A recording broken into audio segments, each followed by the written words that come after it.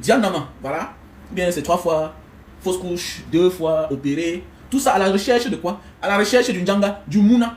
Voilà. Doit-on se marier avant de faire les enfants avec une catégorie de femmes d'un certain âge, ou doit-on faire d'abord les enfants avant de se marier? Parce que that is the question. C'est quelque chose qui devrait nous interpeller. Et moi, à mon avis, on doit d'abord faire l'enfant avant de se marier. Quand une femme a déjà plus de 25 ans. Une femme qui a déjà plus de 25 ans, on doit d'abord faire l'enfant avant de se marier. Une femme qui a déjà l'enfant, on doit d'abord faire l'enfant avec elle avant de se marier si elle a moins de 40 ans. Et si tu te maries parce que tu veux construire une vie, avoir une famille, avec une femme d'un certain âge, sans avoir les enfants, tu es en train de mettre ta vie dans les risques. Tu es en train de prendre les gros risques. Mon frère, on se marie pour être heureux. On se marie pour avancer. On ne se marie pas pour reculer en arrière. Il faut qu'on dise ça à certaines personnes ici là. Ça doit servir de leçon à certains de nos enfants. Vous savez, il y a des personnes qui se rencontrent, décident de se marier, parce que chacun d'eux a déjà fait sa vie. L'homme a déjà ses enfants. La femme a déjà ses enfants. Parce que entre eux, ils se yamont. Ils ont la même vision. Ils ont la même vision.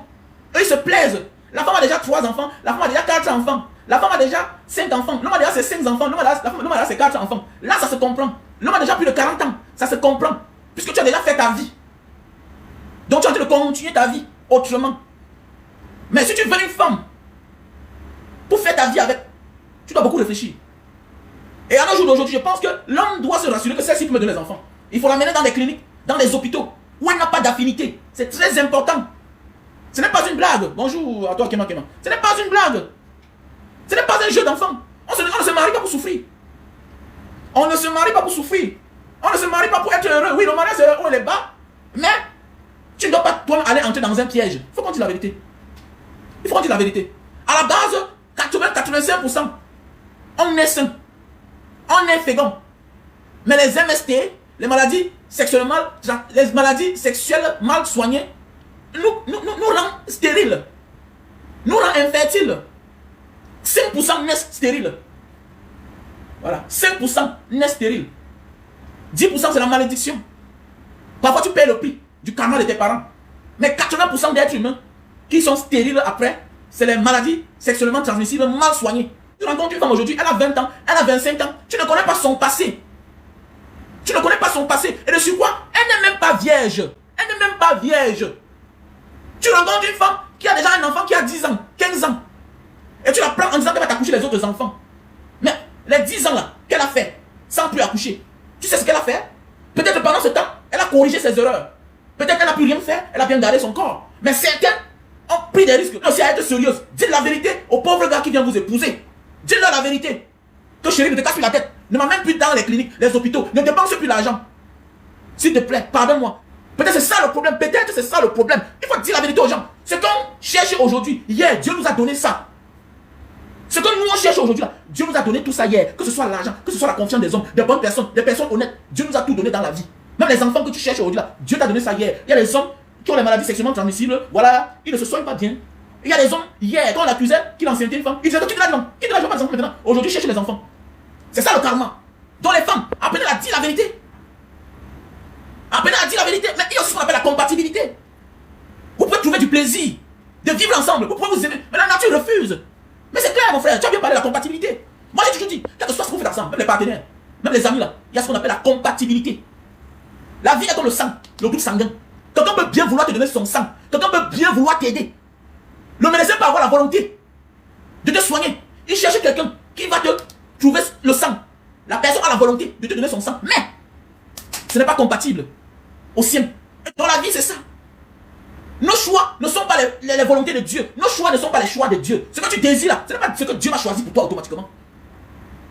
80%, Dieu choisit à notre place à la fin. La femme que tu as là, peut-être ce n'est pas elle qui devait être ta femme. Le mari que tu as aujourd'hui là, quand tu regardes dans ta vie, ce n'est pas lui là peut-être. Celui en réalité dont tu pensais, dont tu as rêvé, qui ne te gérait même pas. Autre chose nous a séparés. La vie c'est ça. La vie c'est ça. Avec le temps tu donnes raison à ceux-là qu'on a cherché les femmes. Parce que toi tu peux chercher. Elle te quitte. Ou bien demain elle est morte. Mais elle s'est remariée. Elle était même déjà enceinte, mais elle s'est remariée. Elle s'est remariée. Elle s'est remariée, c'est ça la vie. Les gens pensent tout que non, il y a de la maladie, il y a que non, il n'y a pas toute la séparation. Même la mort peut vous séparer. Même la mort peut vous séparer. La mort peut vous séparer. Faut que vous compreniez ça. Donc les hommes doivent être malin les hommes d'aujourd'hui, sois malin. J'ai toujours dit. Surtout en Afrique. Surtout en Afrique.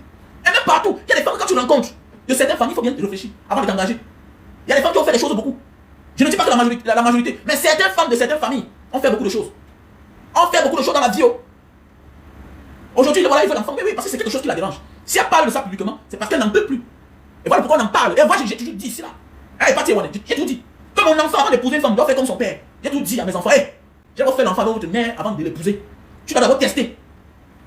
Tu dis, ah, ça te regarde. Tu dis, ah, ça te regarde. Ailleurs, faire l'enfant, c'est un choix personnel. Donc, ils s'en foutent. Ils ont conçu la société de manière que le système s'occupe de l'enfant.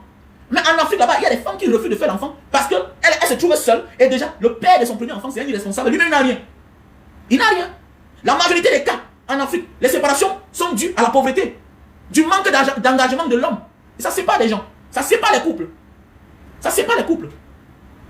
Donc, pendant ce temps, elle vit. Il faut faire attention. Ça veut dire que tu trouves une femme avec des enfants, tu penses que celle-là peut encore te donner des enfants. Il y a les maladies mal soignées. La fille hier n'avait rien. Elle avait une petite syphilis. Ça s'est aggravé. C'est devenu chronique. C'est parti détruire l'appareil génital. Comme chez les hommes. Et c'est vice versa. C'est vice versa. Faisons beaucoup attention, les gars. Faisons beaucoup attention. Petit frère, tu rencontres une femme, tu as ton argent. Concentre-toi. Amène-la à l'hôpital. Lui fais les examens. Amène-la à l'hôpital. Lui fais les examens. Quand tu rencontres une fille que ses parents n'ont pas les moyens, tu penses que c'est comment? Elle a 20 ans, 25 ans. Tu penses qui s'occupait d'elle. Tu penses qui s'occupait d'elle. Quand tu rencontres une femme et que tu sens que tu es son premier gars, mais il y a des signes qui se montrent. Elle n'a pas certaines choses. Elle n'a pas certaines choses. Maintenant, c'est à toi de réfléchir. Dis que non, c'est si je vais l'amener à l'hôpital. Il faut faire le check-up. Il faut. Pas terrible. On va s'accrocher sur un malchanceux qui commence à payer le prix. Il devient un sujet de moquerie. Certains disent non, il ne faut pas se moquer. Mais on doit se moquer de toi. Tes parents doivent s'inquiéter parce que ta mère et ton père, quand ils avaient déjà 35 ans, eux, ils avaient déjà 5 enfants. Ils avaient déjà 6 enfants. Mais ils doivent s'inquiéter parce que Dieu t'a béni socialement. Ta vie sociale est mieux que celle des autres. Tu as les moyens pour avoir autant d'enfants. Un vrai parent doit s'inquiéter pour sa fille, pour son fils, qui a les moyens et qui n'a pas d'enfant, qui n'a pas de femme. Nous sommes des Africains. Et le surcroît, l'homme a dépensé son argent. Il a trouvé une femme qu'il aime et que cette dernière n'arrive pas à lui faire les enfants. Mais c'est un problème. C'est un problème. Arrêtez ça. Arrêtez ça. Souvent, pas les choses du hasard. Avant ça, tu avais déjà eu un enfant quelque part. Mais ça ne suffit pas. Quand tu décides de prendre une femme à tes côtés, ça veut dire que là, tu deviens sérieux. Tu entres dans ton sérieux. Oui, tu entres dans ton sérieux parce que tu as déjà rempli les conditions pour avoir une vie. Maintenant, là, voilà ce qui va te faucher dans ta vie. Souvent, tu vas voir dans la vie que nos problèmes ne sont pas que les problèmes d'argent. Le temps passe, on prend de l'âge, on grandit. Nous devons avoir ce qu'on appelle les expériences. Partagez la vidéo. Partagez. Nous devons avoir ce qu'on appelle les expériences. Peut-être voilà un gars, voilà, il a l'armée, il a fréquenté, il travaille déjà. Il est tombé sur le charme d'une fille en Afrique. Il est tombé sur le charme d'une fille en Afrique. Il a tout fait à ce que la fille monte. Il a épousé la fille. Maintenant, il a un problème qui est plus que tout. Mon ami, une femme qui a ton enfant, ça dépasse l'acte de mariage. Laissez ça. Et voilà, les gens parlent. Non, laissez ça. Nous sommes les Africains. Et même partout. Les hommes l'ont prouvé. Voilà l'un de l'homme. Voilà l'un de l'homme. En mourant, il a laissé combien à sa femme? Ses enfants ont presque tout pris. Il a presque tout laissé à sa femme. Surtout que là-bas, il y a la déclaration sur les biens. Je peux t'épouser. Et j'ai déjà tout. Allez, tout partager. L'enfant a sa part, tu as ta part. Chacun a sa part. Et toi, tu n'as pas contribué à ce que j'ai là. Donc, vous savez, je peux décider que je déclare mes biens et tu n'en fais pas partie. C'est clair. Une femme qui a l'enfant avec toi, si elle se comporte bien, elle peut manger plus que ta propre femme que tu as épousée, avec qui tu n'as pas d'enfant. Moi, j'ai tout dit ça. Pour les gens qui disent que non, laisse ça, petit frère, laisse, tu es seulement naïf, tu ne comprends pas. Parce que quand j'ai eu, on prend conscience. L'être humain, au départ, c'est la chair. On court derrière la chair. Oui, on yamo la chair. Oui, je yamo parce que je ignore ce langage. À un moment de la vie, le plaisir là, on n'a plus le temps du plaisir. On n'a plus le temps du plaisir. Ça devient le lien de sang. Voilà mon enfant. Voilà ma fille. Voilà mon garçon. Attendez, vous pouvez vous séparer. Ta femme et toi, vous pouvez vous séparer demain. Vous pouvez vous séparer.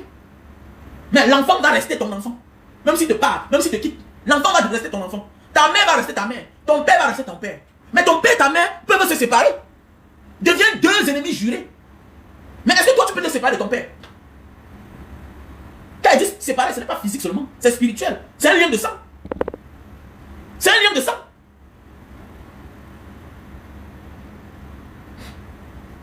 Le seul brother, c'est pas d'avoir d'enfants. Quand penses-tu des enfants que tu oh, c'est un autre débat. Je n'aime pas le débat pareil. Tu vas là détourner les gens. Ok, Jean? Même toi, tu n'es pas un enfant sérieux. Je ne suis pas un enfant sérieux, mais je demeure et reste l'enfant de ma mère. Je demeure et reste l'enfant de mon père. Mais ma femme et moi, on peut se séparer un jour. On est dans un débat sérieux. Nous sommes dans un débat sérieux. Le rêve de tout un chacun africain, je suis africain. La réussite en Afrique, c'est quoi? Est-ce que ça va les bien? La réussite en Afrique, dans nos familles africaines, dans tout. La réussite, c'est quoi? La réussite chez les Arabes, c'est quoi? C'est d'avoir une femme et des enfants. Vous croyez seulement que la culture d'avoir une femme et des enfants, avoir une maison, c'est en Afrique. Faites attention. Et on voit que la petite Europe là, hein, l'Union européenne, là, ça trompe les gens. Allez monter là-bas vers la Scandinavie, vers la Russie. Venez en Asie. Allez en Chine. C'est sacré. Allez en Amérique latine. Mon ami, tu as une femme, tu as les enfants. Le système te reconnaît. C'est ça qu'on appelle le socle d'une société. Le socle de réussite, c'est d'avoir une femme et les enfants. Tes enfants. Nous, on a fait les pays arabes. Tu loues toi seul, c'est un problème. Tu es le suspect du quartier. Quel que soit ce qu'il y a. Même si tu es l'arabe même. Quand il y a quelque chose au quartier, tu es le suspect. D'abord, quel que soit ton âge, tu n'as pas la maison toi seul. Quel que soit ton âge. Dans les pays arabes que j'ai fait. Quel que soit ton âge que tu as. Si tu es célibataire, tu n'as pas la maison toi seul. Tu vis chez tes parents. C'est ancestral. C'est ancestral. Et c'est une culture universelle. C'est une culture universelle. Ce n'est pas seulement africaine. C'est universel. Même dans la vieille Afrique, même dans la vieille Asie, même dans la vieille Europe, même dans la vieille Amérique. C'est universel. Même dans le monde animal. Pourquoi le lion ne mange pas le lion? Pourquoi le lion ne mange pas le lion? Pourquoi chacun protège sa famille, sa communauté? C'est ça le socle d'une réussite. Quand il y a la stabilité. C'est clair. On ne se marie pas pour venir se regarder. Non. Non. Il y a des familles que, s'il n'y a pas d'enfant, si le fils là n'a pas d'enfant, si la fille là n'a pas d'enfant, la famille va disparaître. Il y a des familles qui disparaissent en Occident. Vous voyez aujourd'hui les Japonais sont en train de demander aux Africains de venir. Vous connaissez quoi? Il n'a pas 50 ans. Voilà Yannick Noah. Monsieur Noah a rencontré sa femme en France. Quel était footballeur? Il a fait Yannick Noah. Yannick Noah a épousé une européenne, une blanche. Aujourd'hui, Joachim Noah c'est quoi? Mais Joachim Noah c'est un blanc. Joachim Noah c'est un blanc. Maintenant il a épousé notre blanche. La couleur noire ça disparaît. C'est la même chose que les Japonais sont en train de faire. Ils sont wise. Ouais, ils sont wise, c'est ça la vie en fait. Ils demandent venir chez nous. On te donne l'asile. Entre au Japon, fais n'importe, on va te expliquer ton histoire, ils sont pas fous. Ils sont pas fous, ils sont préparés mentalement, ils savent ce qu'ils sont en train de faire. Tu entres, vous croyez que c'est quoi? Ils peuvent durcir l'obtention de visa, comme le Canada fait là. Ils veulent occuper les terres. Le pays est grand. Le pays est grand, ils veulent occuper les terres. Nous sommes en train de dire, qu'est-ce qu'il faut faire? On fait venir les Asiatiques, eux-mêmes là. Ils sont même comme nous, ils sont pas forts. Mais faisons venir les Africains. On facilite l'obtention de visa dans certains pays stratégiques. Vous entrez, même pas, ils vont fermer. Quand ils vont attendre leur projet, ils savent que toi, tu demandes l'asile, tu fais pour faire venir ta femme et tes enfants, ils refusent. On s'occupe de toi. Ils savent que quand tu seras seul, tu vas monter, descendre, tu vas prendre une japonaise, bim, l'enfant est entré. L'enfant, c'est leur enfant. L'enfant, c'est leur enfant. La vie, c'est ça. Un monde où on ne procrée pas, c'est un problème. Ça veut dire que la race va disparaître. C'est la même chose comme dans chaque famille. Chaque parent, à un certain moment de la vie, s'inquiète pour son enfant et le surcroît quand il a les moyens. Et c'est partout comme ça là. Et c'est partout, c'est dans toutes les traditions. Nous sommes dans la logique. Nous sommes dans la logique. Moi, j'ai tout dit. Mon garçon, mon fils, si tu veux épouser une femme, la honte, j'ai toujours dit, ma fille tombe enceinte. Ça veut dire qu'elle a l'âge d'accoucher. Ça n'empêche rien. J'ai une amie magistrat. Elle me dit, Manga. Voilà mon enfant. Aujourd'hui, là, ouais, il a 28 ans. C'est une femme. Elle est tombée enceinte, elle avait 16 ans. Elle avait 16 ans à l'époque là. Elle dit que sa mère a voulu faire comme ça. Son père a pris mettre à terre. Hey, tu ne sais pas si ce sera ton dernier enfant là-bas. Ton seul et unique dernier enfant là-bas. Méfie-toi. Et aujourd'hui, la parole de son père, elle dit chaque jour ça sonne dans mes oreilles. Ça sonne. Et c'est une grande femme, elle est inspecteur de douane. Elle a tout fait jusqu'à aujourd'hui. Elle n'a plus accouché. Elle a tout fait, elle n'a plus accouché. Mais grâce à Dieu, son fils a connu la femme aussi trop jeune, à 21 ans, 22 ans. Aujourd'hui, il a presque 3 enfants. Elle est fière. Elle a tout. Tu seras malheureux, mon frère. Voilà pourquoi les gens sont souvent aigris. Il faut bien les regarder. Les gens sont souvent très aigris. Je ne dis pas tout, hein. Je ne dis pas tout. Surtout chez nous, les Africains. Les gens sont souvent très aigris. Très envieux de la vie des autres parce qu'ils n'ont pas la même chose. C'est ça. Regardez souvent, regardez même père, même dans sa pauvreté, quand il a ses enfants, même quand il a sa femme, il y a des choses qui te rendent heureux naturellement. Il y a des gens, dont une fille comme Diana Nama, elle souffre tellement. Donc voilà pourquoi je conseille mes petits frères. Petit frère, teste d'abord, même dans le modèle. Tu vois, non? Teste d'abord. Là, les affaires là que le mrakata, tu es un wise man. Notre génération, on ne doit plus payer certaines choses. Nous ne devons plus être naïfs face à certaines choses.